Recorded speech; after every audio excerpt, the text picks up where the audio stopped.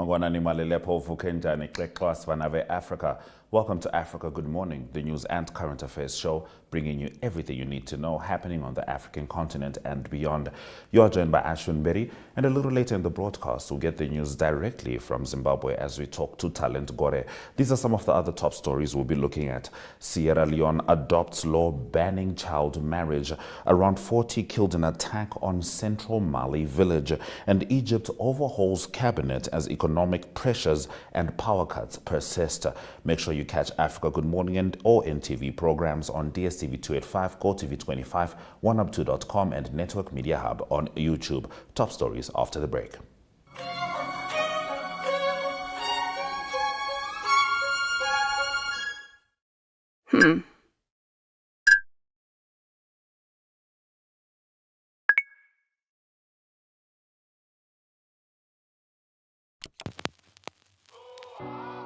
E-Ticket, your online ticket solution for events and event marketing, bringing you ease of mind and making sure that your event gets out there.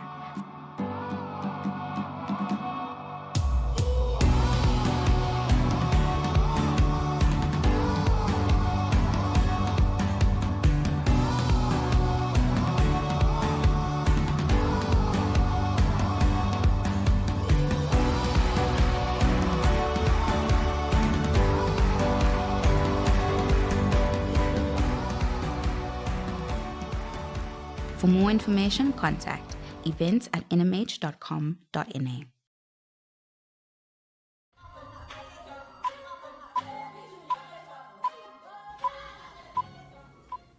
Sierra Leone President Julius Maada Bio promulgated a law banning child marriage in a country where hundreds of thousands of girls are married before turning 18.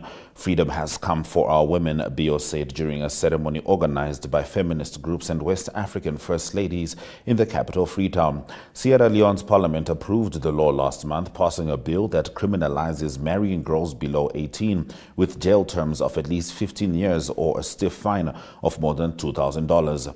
This is an accomplishment that will define my administration, said Bio, calling it a beacon of hope in Africa where women have boundless opportunities to be and determine their own future and inspire the world. He urged the country to nurture equality by eliminating all forms of violence and exclusion vices against women. Now, unidentified armed men have killed around 40 people in an attack on a village in insurgent-plagued central Mali, local officials said.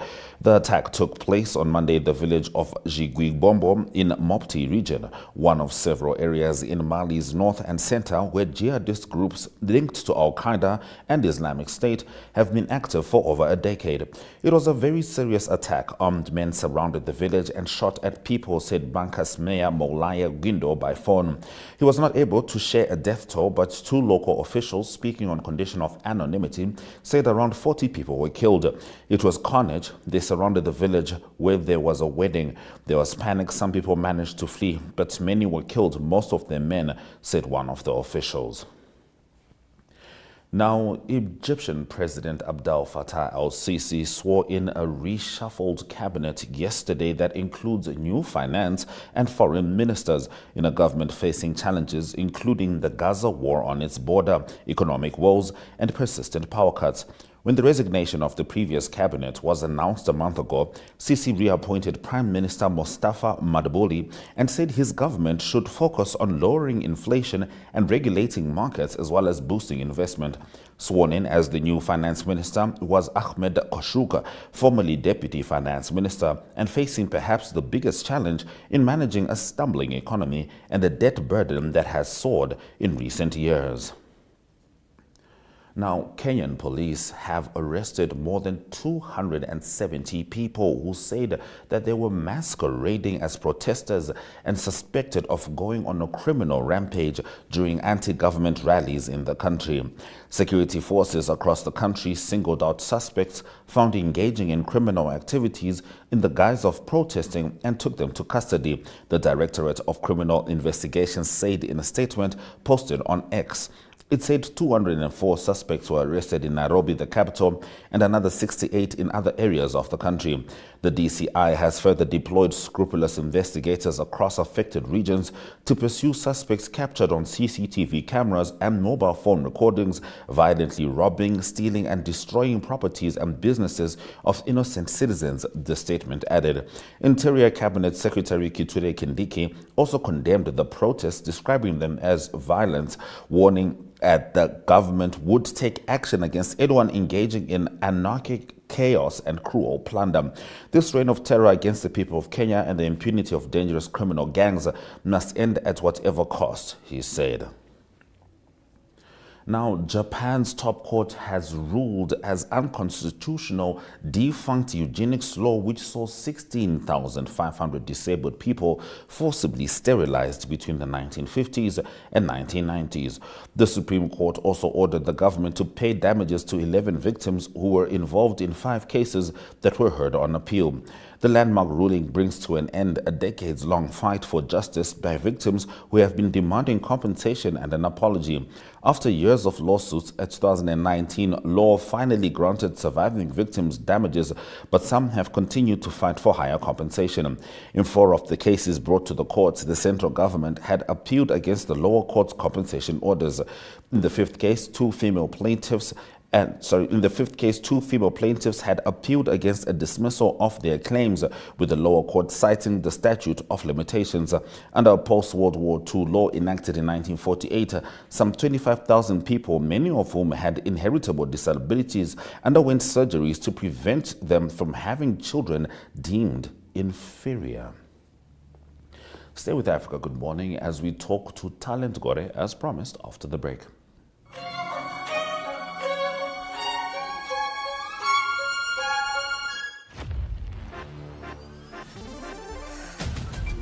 My Zone presents My Zone Schools Esports Competition.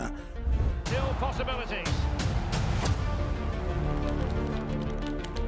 Round 1, 3, 2, 1.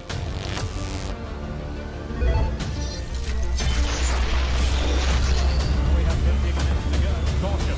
Yeah, no surprise there. That was always going to be a booking. From deep three-point range, Green with the Join us on the 27th of July at the MTC Innovation Hub for an action-packed day of esports excitement.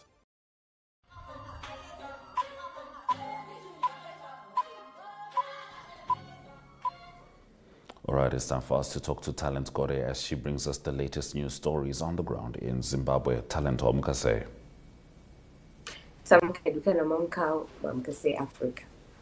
Tamuka Hedu. Now, Talent, there is concern over the plight of children of school-going age who are forced to quit education due to various reasons such as poverty, with many resorting to drugs and early marriages. Yes, in Zimbabwe, the Primary and Secondary Education Ministry reported that in 2020, there were 6,694,000 children of school-going age, but the actual school enrollment in that year was 3,986,000. Apparently, this means that over 2.7 million children were out of school, and one can only wonder what the number is like right now in 2024. And the UNICEF does report that Zimbabwe performs well in net enrollment at primary school level, with 9 out of 10 school children enrolled.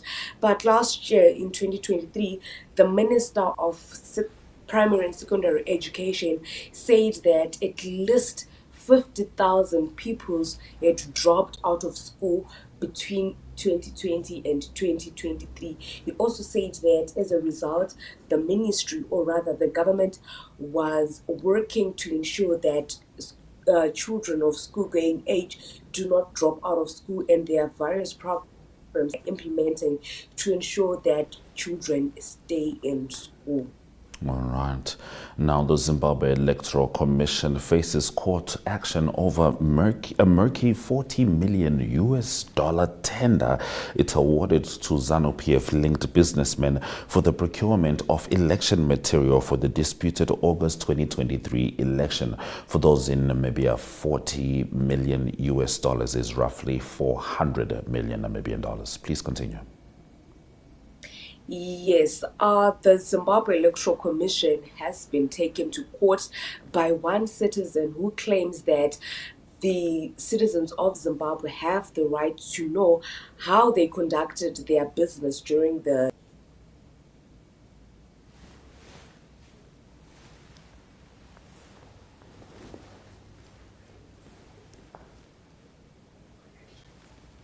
Oh, it seems like we can't get through to talent over there. We had some network interruption. But yes, the story is about a $40 million tender awarded to businessmen, which is being proven to be murky. Talent, are you back with us? Yes, I am, yeah. All right, please continue with your story. Yes, so Chivayo, in partnership with Mike Chimombe and Moses, through their Better Brand Security, entered into an agreement with the South African firm to ensure that they participate in the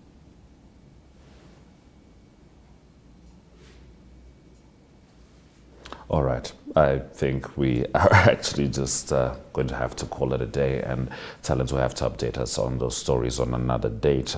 And the last story she was going to look into is that President Emmerson Mnangagwa yesterday fired a higher and tertiary education deputy minister, Semelisizwe Sibanda, following a tribal row in which he ordered the dismissal of a teacher with a Shona name from a school in a Bubi district in Matebeleland. You are still with Africa Good Morning. Let's head to the weather predictions.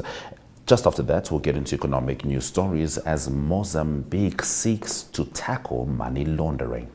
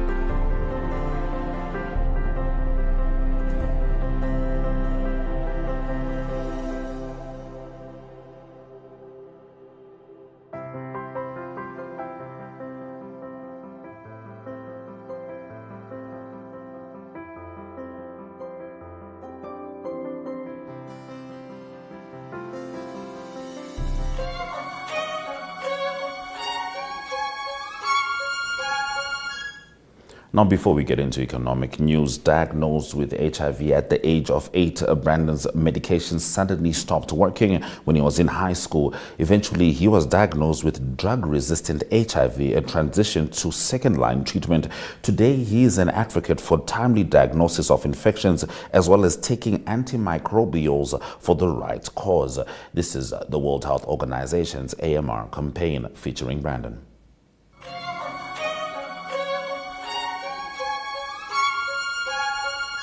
AMR is a phenomenon when medicines fail to treat infections. I've lived with HIV my whole life, but it's not HIV that I'm worried about. It's what follows when medicines that are supposed to treat infections fail to do so.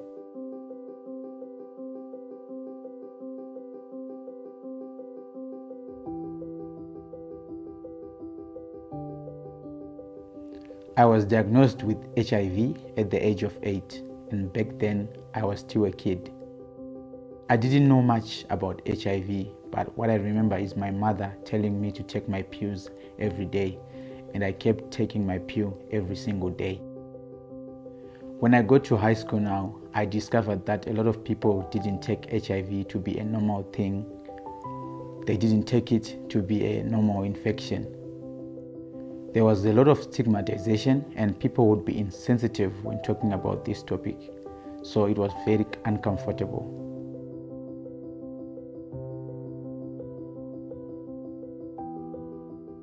When I realized that the medicines that were supposed to treat me, the medicines that were supposed to make me feel better, didn't work, I was so confused. I was thinking about it all the time, and I started to isolate myself. Because honestly, what would you do if the medicines that are supposed to treat you stop working?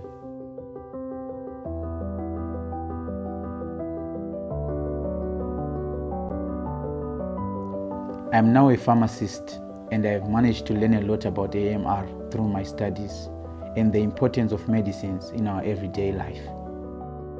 It is important to share my story because I always think of the younger generations, the kids that are growing up just like me. Being little kids, they may not know much about the consequences of not taking their medicines or the consequences of AMR. I strongly feel that there is need for advocacy in terms of timely diagnosis of infections, as well as taking antibiotics or antimicrobials for the right cause, so that we don't end up in a situation where medicines fail to treat infections. AMR is happening now. It happened to me. It can happen to you. So there is need to raise awareness and let people know of this topic.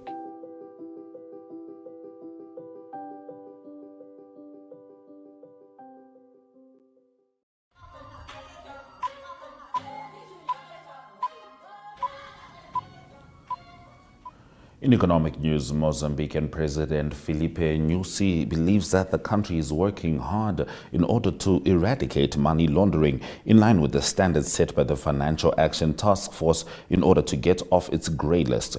In 2022, Mozambique was placed on the grey list of the FATF for an observation period of 2 years by the International Cooperation and Review Group, an entity that brings together experts who monitor the progress of countries in matters related to money laundering and terrorism financing.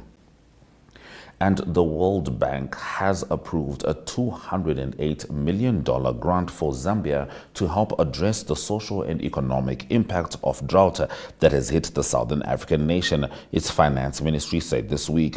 Southern Africa is enduring its worst drought in years, owing to a combination of naturally occurring El Nino, when an abnormal warming of waters in the Eastern Pacific radiates heat into the air, leading to hotter weather across the world, and higher average temperatures produced by greenhouse gas emissions.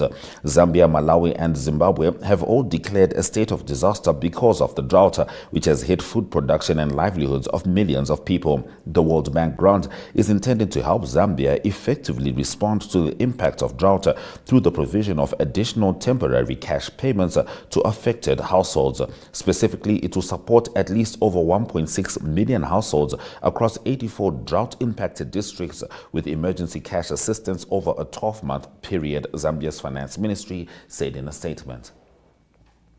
Let's have a look at the economic indicators just before Ari brings us the sport.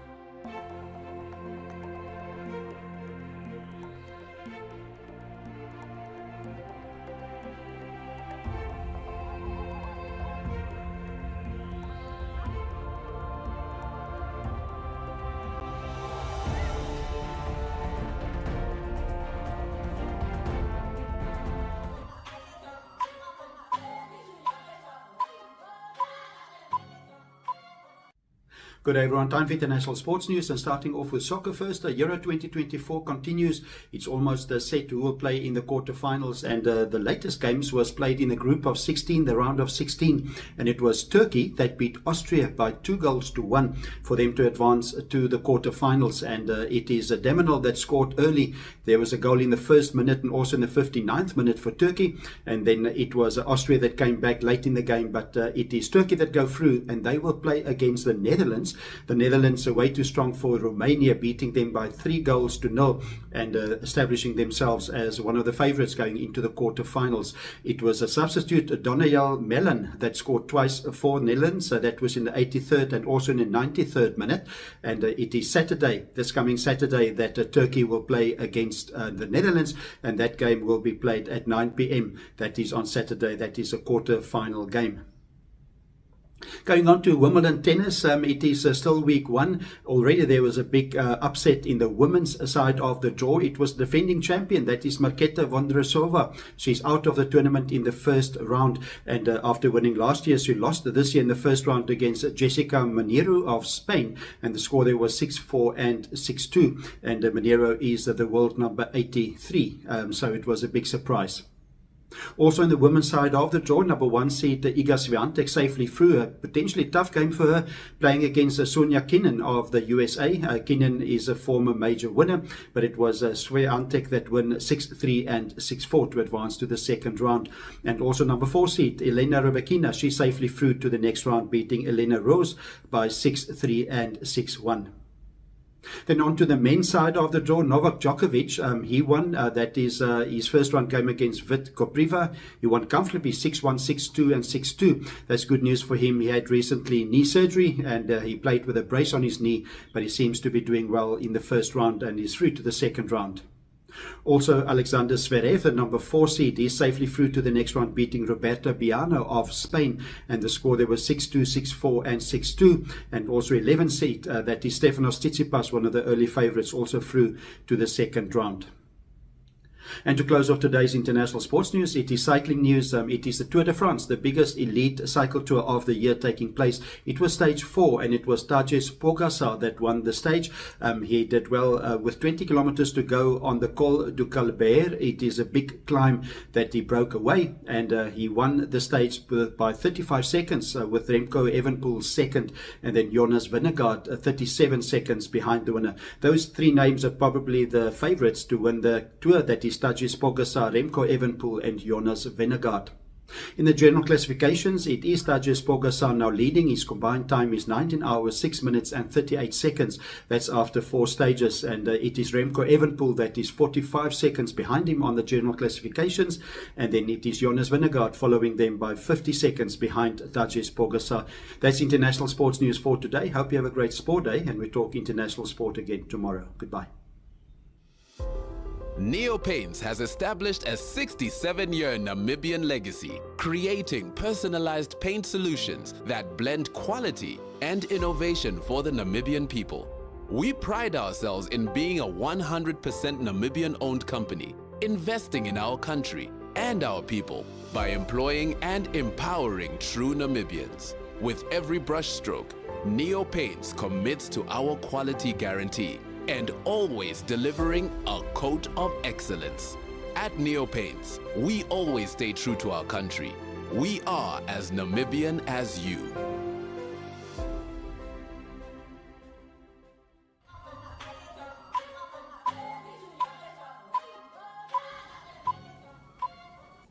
Thank you for staying with Africa Good Morning. Let's have a look at the highlights from this morning's broadcast. Sierra Leone adopts law banning child marriage. Around 40 killed in attack on central Mali village. Egypt overhauls cabinet as economic pressures, power cuts persist. Mozambique working to eradicate money laundering. And the brave warriors of Namibia have officially qualified to the next round of the COSAFA Cup after beating Seychelles 3-1. From me, Ashwin Bedi and the Africa Good Morning team, DSTV 2 at 5, GoTV 25, oneup2.com, Network Media Hub on YouTube is precisely where you can find us. Suraj Aganaka.